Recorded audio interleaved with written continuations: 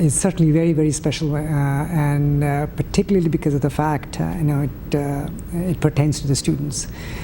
When I started back in '93, I worked with Texas Instruments for 3 years, and I really had a wonderful time. I learned a lot.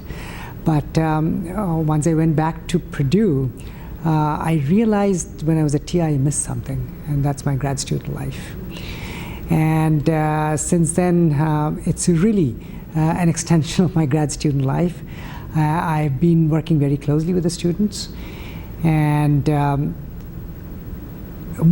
moved in from a big city, Dallas, and then into a smaller town. Though I was used to a smaller town back in Illinois when I was a grad student, but here, after being a faculty and moving into West Lafayette, Indiana, it took me a while to get settled. And at that time, not only my research partner, but my, tennis partners were my students. And I socialized with the students. So it was really an extension of my grad student life. And I work very closely with the students. So it's so that way this award is certainly very special. The students are certainly heart and soul of my research group, and we really spend time together. We have spent endless time, sleepless nights, writing proposals, completing or meeting deadlines for papers. So it's been a really special experience. I think I've graduated around, about 70 PhD students, and there would be, several masters. I would say probably in the range of about, 25 master students. Absolutely. I mean, it's always good to know how they feel, and I, try to work with them closely,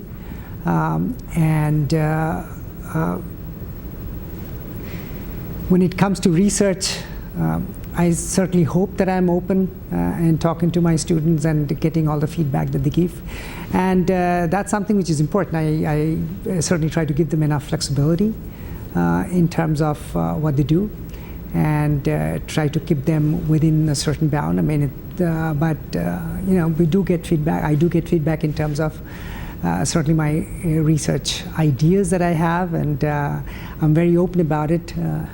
I certainly feel I have a wonderful relationship with the students, and as I mentioned earlier too, that they're in a lot of ways my friends.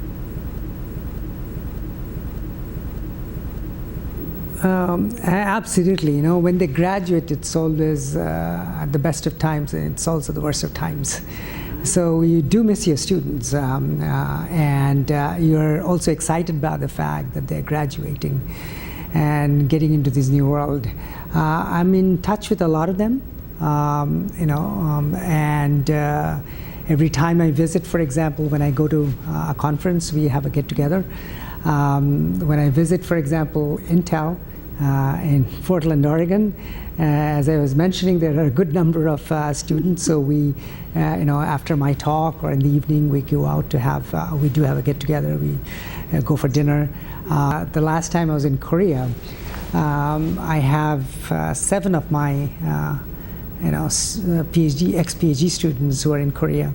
So we did get together. We had dinner. All 7 of them showed up from different parts of Seoul. So that was very exciting.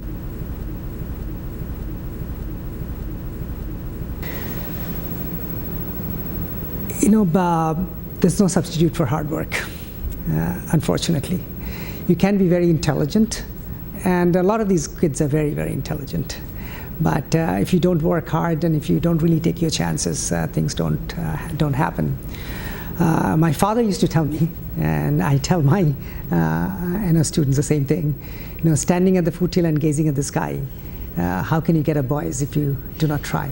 So yes, you got to try. You got to try new things. You got to experiment new things, and that's how you succeed. And it's always fun to do that. Right. I mean, there's no failure. There's really absolutely no failure. As long as you try, there's no failure.